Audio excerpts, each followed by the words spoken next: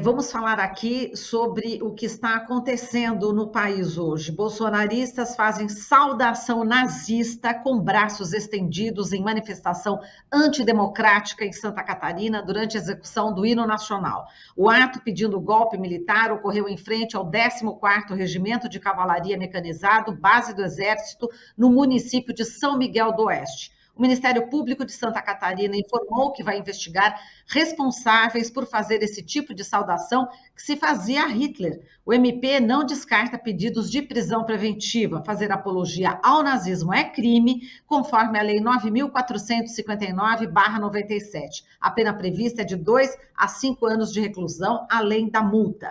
Nós vamos falar sobre esse assunto com Adriana Dias, pesquisadora, doutora em antropologia pela Unicamp, praticamente 20 anos pesquisando a história e a movimentação de grupos neonazistas brasileiros, e com Netaniel Braia, escritor integrante do Observatório Judaico de Direitos Humanos, redator para questões internacionais no jornal Hora do Povo, viveu em Israel e militou em grupos antisionistas. Ele é autor do livro O Apartheid de Israel. Olá, Adriana, olá, Netaniel, sejam muito bem-vindos. Bom dia. Bom dia, queridos, bom dia, queridas e queridos. Bom dia, Netaniel, um prazer estar aqui com você. Bom dia, Adriana. Uma honra estar aqui com você. Marilu, só uma correção, eu não integro mais o Observatório Judaico de Direitos Humanos. Tá certo, Netaniel, mas tem toda a experiência necessária para trazer as informações, com certeza, Adriana. Bom, vamos lá, Adriana, eu vou começar pela Adriana, tá, Netaniel? Pode ser? Pode, claro.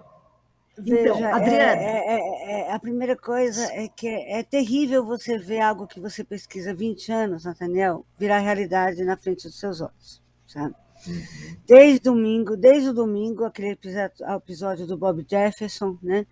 Eu tenho visto exatamente os protocolos neonazistas de quebrada do sistema, de tentativa de tomada de poder, virar realidade no Brasil de uma maneira grotesca. Não tem outro nome, porque é grotesco, né? É grotesco. E ontem foi mais do que grotesco, né? Ontem foi ver pessoas do meu país usarem sinais hitleristas, claramente hitleristas, tentando fazer de conta que é saudação à bandeira, porque lógico que eles vão usar a desculpa, que é saudação à bandeira, ou qualquer outra desculpa. A Conib soltou uma nota, né? E é claramente saudação nazista, não tenho dúvida nenhuma, mimetiza, simulacra saudação nazista, obviamente. E no lugar onde nasceu o Demore do Intercept, que deu a notícia de onde eu achei, que foi o jornalista que deu a notícia, que eu achei a carta de Bolsonaro na internet, a grupos neonazistas, quer dizer, não foi por acaso que eles escolheram aquela cidade. Ameaçaram, inclusive, a mãe dele, né? É uma coisa horrível. Ele saiu do país porque teve a família ameaçada, é importante dizer isso. Já várias pessoas tiveram que sair do país. Eu estou sob ameaça de morte, eu não posso sair de casa. Então, assim, jornalistas não podem sair de casa. Isso é uma constante no neonazismo, né? O grupo principal neonazista dos Estados Unidos, a The Order, matou um jornalista, o Alan Berg. Eles têm protocolo de matança de jornalista. Eles matam jornalistas, eles matam a imprensa, é importante dizer isso, porque eles não querem que a verdade seja revelada sobre eles. Então, eu estou horrorizada. É terrível o que está acontecendo, as instituições têm que agir. O nazismo se combate com lei, democracia, paz, ordem e principalmente diversidade. Crença na diversidade humana. E, Adriana, honremos as vítimas. Desculpa, eu te cortei exatamente nessa frase. Desculpa, Adriana, pode repetir? Honremos as vítimas, todas as vítimas, os judeus, os eslavos, os LGBTQI+, as pessoas com deficiência, honremos as vítimas. Para combater o neonazismo, a gente precisa honrar as vítimas. Os judeus, os ciganos, os LGBTQI+. Aqui no Brasil, eles atacam muito os nordestinos. Então, honremos as vítimas. A gente tem que honrar as vítimas. A única forma de combater o neonazismo é a educação e honrar as vítimas. Muito bem. Eu quero falar assim, nesse primeiro momento. Desculpa, viu, Netaniel? Falei demais. Desculpa. Não, tranquilo. Netaniel, Coisas muito importantes, né? Você acaba de falar, Adriana. Nathaniel, a gente sabe que foi feito um relatório, né? O antissemitismo durante o governo Bolsonaro. O primeiro relatório foi divulgado pelo Observatório Judaico de Direitos Humanos, lançado em julho de 2020, e que contou com a participação de coautores do relatório parte 2, entre eles você, né? E incluíram fatos dos primeiros 180 dias do governo Bolsonaro, nesse primeiro relatório. Entre junho de 2020 e julho de 2022, o cenário se agravou. Estou vendo aqui o relatório, inclusive, que você me enviou. A segunda parte foi lançada recentemente, mostra a evolução dos eventos, aí a partir daquela data de julho de 2022, enquanto naquela radiografia a foto era de crescimento exponencial do antissemitismo. Hoje se mesclam aí a ampliação do número de referências ou comportamentos intimamente conectados à ideologia nazifascista. Eu estou colocando esse recorte aqui do relatório justamente para dar oportunidade para você falar que vocês já fizeram esse relatório denunciando isso que a Adriana acabou de falar. Bom, como é que você está vendo tudo isso? Bom dia, Adriana, bom dia, Marilu, não é? E eu queria dizer primeiramente que esse relatório, ele só foi possível fazer com a precisão que nós conseguimos fazer, graças à contribuição inestimável da Adriana. Então, Adriana, aqui de público, agradecer pelo seu esforço, pelo seu trabalho, que é muito importante, porque a primeira forma, você falou em educação, está certíssimo, mas essa educação ela vai ter que pontuar algumas questões. E a primeira forma de educar é exatamente a denúncia, né? Denunciar o que está acontecendo. E a Adriana, ela denunciou e colocou os números, quer dizer, como foi, fez um estudo para colocar o crescimento desse processo ou desse fenômeno aqui no Brasil. Desde o início, grupos de judeus começaram a se mobilizar desde o momento em que o Bolsonaro ganhou a eleição e depois assumiu, ou até antes, quando ele fez aquele pronunciamento na hebraica e uma quantidade de dezenas de judeus correram para a frente da hebraica para dizer não em nosso nome, né? Então, essa mobilização alertava para isso que está acontecendo agora. Você veja que a Conib lançou uma nota, essa nota ela merece ser lida por todo mundo, procurem na internet, está lá na íntegra, e ele ressalta duas coisas na nota. Primeiro, que é intolerável, é gravíssimo e é uma afronta às vítimas do nazismo, que teve uma parcela importante de judeus, mas morreram dezenas de milhões na guerra, né? Na União Soviética também, em termos absolutos, foram as maiores vítimas do nazismo. E a segunda questão que ressalta é que foi exatamente o setor das Forças Armadas Brasileiras que combateu fisicamente e dando a vida, os pracinhas brasileiros, muitos deram a vida para vencer o nazismo na Europa. Então, essas coisas se juntam para a gente ter uma percepção da realidade e começar a pensar naquilo que deve ser feito. Agora, Adriana, eu gostaria que você falasse quantas células nazistas existem aqui no Brasil, de acordo com a sua pesquisa, e o que deveria ser feito exatamente pelas instituições, né? Eu sei que você sempre falou, não adiantam apenas cartas de repúdio, menções, é preciso agir. Eu queria que você falasse, e desde quando que essas células estão sendo construídas no Brasil? Veja, eu tenho uma série histórica, né? Agora, nesse momento, eu não vou colocar ela aqui, porque ela não está disponível aqui agora. Tá, mas, assim, a última vez que eu soltei uma série histórica foi ano passado, eram 530, agora passam de 1.000, né?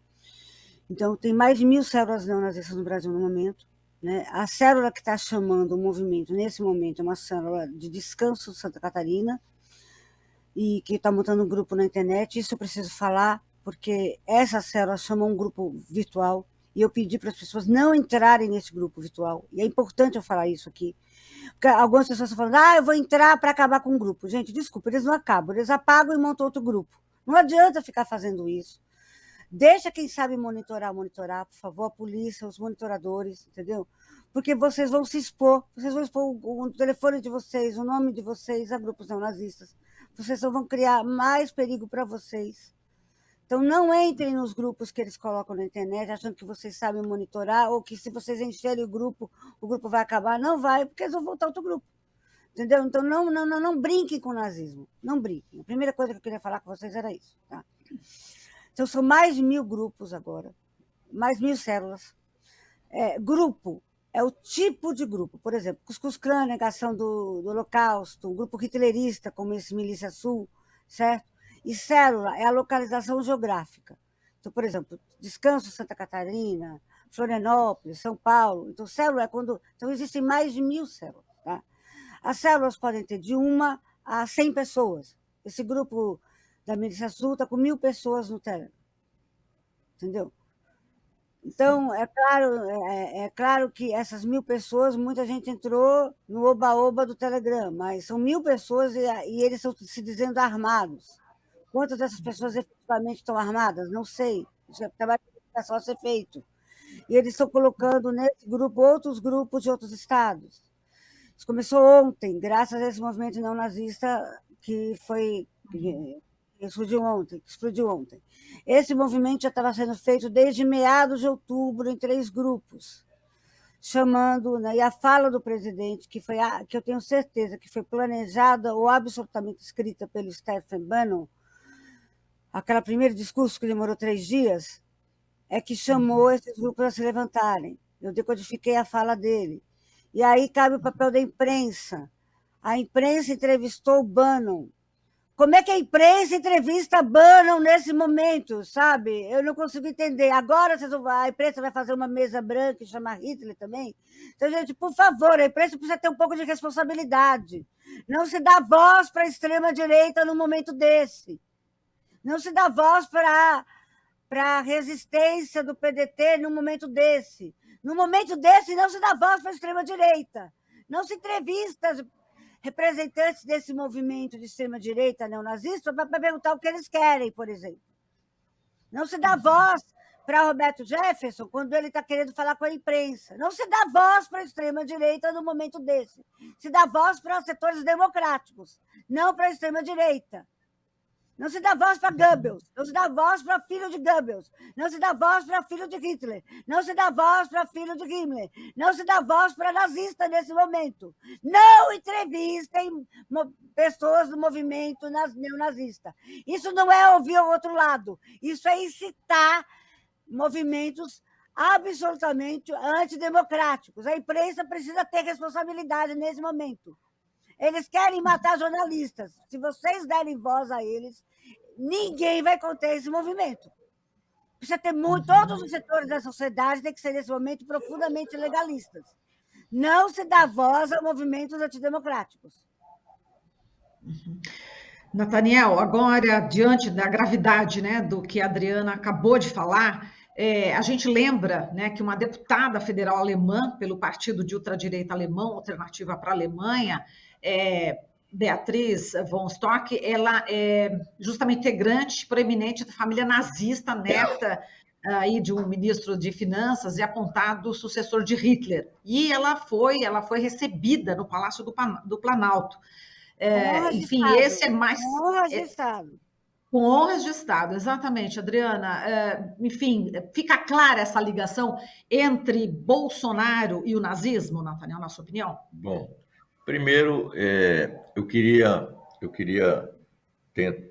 se você me permite, mudar um pouquinho o rumo da conversa, pelo menos na introdução. Depois eu entro nisso que você falou, tudo bem? Pois não. O que acontece é o seguinte, nós estamos saindo de uma vitória espetacular. Exatamente. Certo?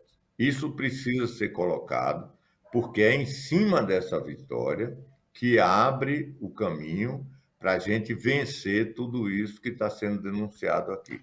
Não estou dizendo que o risco do nazismo não esteja na ordem do dia. Mas a vitória que nós tivemos com a eleição de Lula para presidente da República, ou seja, o cargo mais importante, e com isso a retirada do poder do polo principal do fomento do nazismo e do nazifascismo no Brasil, que foi o Bolsonaro, que ainda está perigosamente no poder, essa vitória é uma das maiores da história do Brasil. Eu comparo ela é similar à vitória de Tancredo Neves sobre Maluf, que pôs fim ao Estado ditatorial no Brasil. Vale lembrar que a vitória de Tancredo ela se deu em meio às maiores manifestações do mundo até aquele momento. Não foi só do Brasil, da história do mundo, quando milhões e milhões de brasileiros, tanto nas diretas como na Tancredo, já foram às ruas. E agora, com Lula também, multidões foram para as ruas, só que num quadro também muito similar, que é um quadro que evoluiu, inclusive, do primeiro para o segundo turno, que foi o da Frente Ampla, né? Então, a vitória não foi de um partido, apesar de ter do Lula ser, a gente sabe que é do Partido dos Trabalhadores, mas a vitória foi da sociedade brasileira. Com certeza. E, como dizia um amigo meu, toda grande vitória passa por uma pinguela estreita, certo? Por uma pontezinha fininha. E essa vitória foi assim. Agora, a gente tem que construir em cima da vitória. Quando a ditadura foi derrubada, Ulisses Guimarães falou o seguinte: é mais fácil derrubar a ditadura do que afastar os escolhos dela morta. Ou seja, os escombros da ditadura agora vai caber a nós afastar. Eles estão aí fazendo essa arruaça, mas essa arruaça, além do perigo, ela tem um outro aspecto, que é aquilo que a gente chama do jus esperneando. Eles estão esperneando, eles foram derrotados. O povo brasileiro, a sociedade brasileira foi vitoriosa. E não é qualquer vitória, só concluindo, o Marilu, não é qualquer vitória. Foi uma vitória. O Bolsonaro, no discurso dele na Alvorada, ele disse que ele foi derrotado pelo sistema. O contrário, foi uma vitória contra o sistema, porque toda a máquina eleitoral, toda a máquina governamental, né?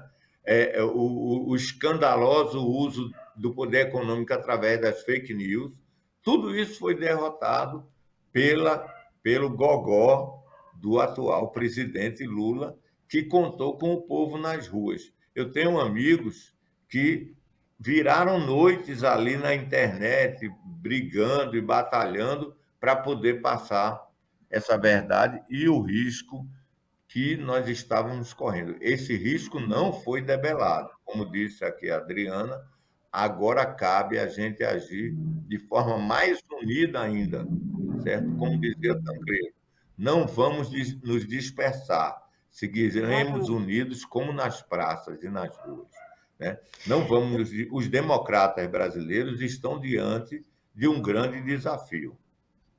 Eu queria falar algo sobre isso. Posso? Eu queria concordar e complementar e dizer, essa é uma vitória gigantesca. A minha teoria, né, que chama SAS Política, a minha teoria sobre o nazismo, fala de sufocamento, né? O nazismo age por sufocamento. Ele gastou bilhões na máquina pública, ele empobreceu, ele zerou o Brasil de dinheiro para sufocar redes sociais com propaganda. Você não conseguia abrir um vídeo no YouTube que não tivesse uma propaganda do governo, né, durante o período eleitoral. Ele gastou bilhões, ele gastou todo o dinheiro público da saúde, do leite, das crianças, todo o dinheiro público fazendo propaganda. Foram bilhões de dinheiros injetados na propaganda, dinheiro que está vindo de fora. O Alan Santos precisa ser preso porque ele está conseguindo dinheiro da extrema-direita no exterior para poder injetar dinheiro aqui para a propaganda do Bolsonaro. Foram bilhões de dinheiros durante a campanha eleitoral gastos em propaganda. A gente venceu a máquina. A gente venceu bilhões de dinheiros, milhares de pessoas simples fazendo propaganda de graça na internet, ativistas. Nós vencemos uma máquina terrível. Nós não nos deixamos sufocar. E agora a gente não vai deixar, respiremos. Nós vencemos a máquina, nós vencemos o ódio, nós vencemos milhares de pessoas cheias de uma compulsão, de pulsão de ódio, e agora nós vamos continuar de mão dadas. Ninguém continua soltando a mão de ninguém, gente. Nós vamos vencer o nazismo também, juntos, todos nós. E eles vão continuar tentando nos sufocar. Agora foram os caminhões, as paradas, eles pedindo golpe militar. Ontem eu morri de rir, um militar jogando para a rua, um rapaz que tentou invadir, um cara tentou invadir o exército fez aqui, não, sai fora. Jogaram fora. E a gente vai continuar respirando e resistindo. Sabe por quê? Porque a gente ama o Brasil. A gente ama as cores da nossa bandeira, eles não são donos da nossa bandeira, entendeu? Eles não são donos do nosso Brasil. E Lula vai continuar na frente e a gente vai dizer nas redes, Lula presidente! Ontem na ONU, um colega nosso foi saudado com felicidade, entendeu? O mundo Jamil inteiro... Chad. Exatamente. O mundo inteiro está feliz porque o Lula foi eleito. Sabe por quê? Porque o mundo inteiro sabe que a eleição do Lula era importante para o Brasil e para a humanidade. A eleição do Lula não era importante para o Brasil, não. A eleição do Lula era importante para a humanidade. Porque acabou o projeto de destruição que está sendo feito pela humanidade, para destruir a humanidade. Bolsonaro pertence ao projeto de destruição da humanidade, não é só do Brasil. Entendeu? E nós vamos unir as mãos e vamos dizer, viva Lula, Lula está eleito, nós ganhamos. A gente tem que falar isso nas redes, Lula está eleito. Viva a democracia brasileira venceu. E a gente vai manter ela em pé, a gente vai sustentar ela em pé. Desculpa, gente, eu estou com muita dor. Eu falei com as meninas ontem, eu fui dormir com muita dor. Eu tive que tomar muito remédio para estar aqui hoje de manhã. O Nathaniel sabe das minhas dificuldades também. Eu sou uma mulher com deficiência. Eu tive 10 dias de coma em agosto. Eu acordei e mandei um áudio para a abertura do segundo relatório. Né? Eu acordei do coma poucos dias antes do segundo relatório. E, assim, é muito difícil estar aqui fisicamente, gente. Vocês não têm ideia do empenho que é estar viva. Mas eu estou viva e eu estou muito feliz de estar viva, estou muito feliz do Lula estar eleito, e a gente está aqui, e a gente vai lutar cada dia, e cada dia é um dia.